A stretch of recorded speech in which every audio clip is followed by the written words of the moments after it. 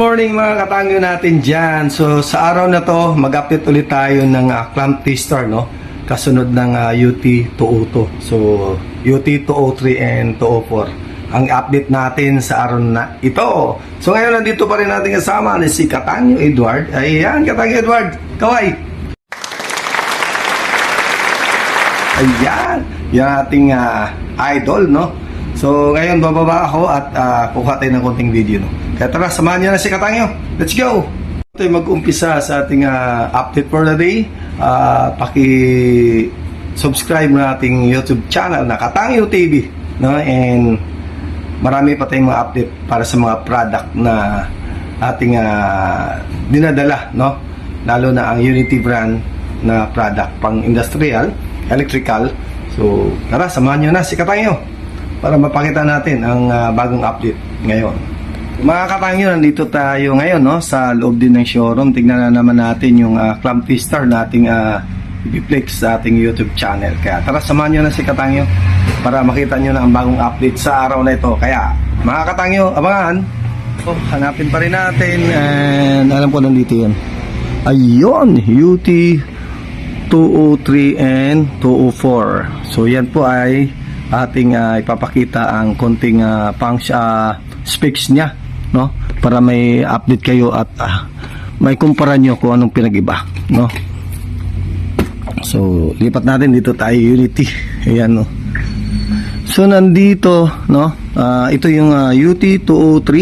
So ang UT203 may DC current na, DC current and AC current ampere, no.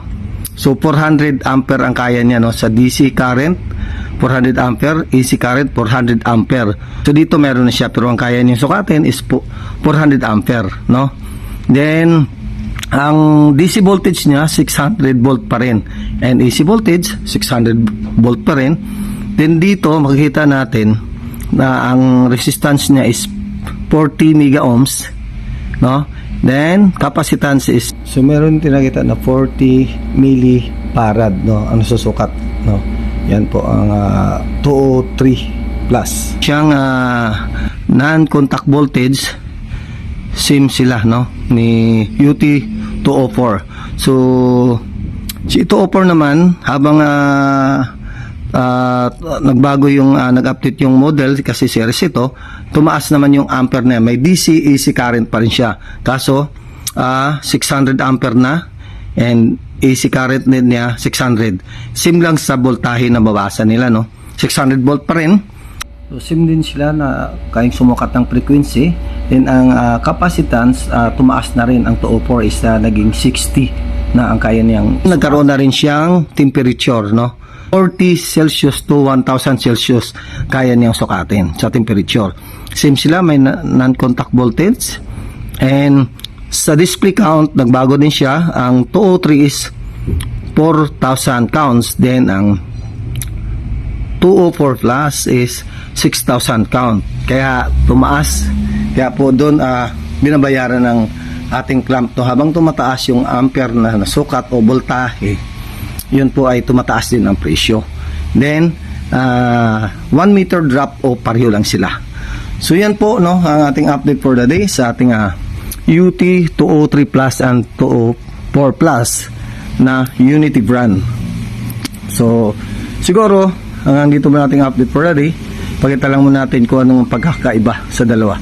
So dito sa clamp na ito, mayroon siyang AC DC current ampere, no. So yun ang sinasabi natin, hindi lahat ng clamp tester may AC DC current. So dito mayroon na sila. So yun po yung update natin, mga Katangyo.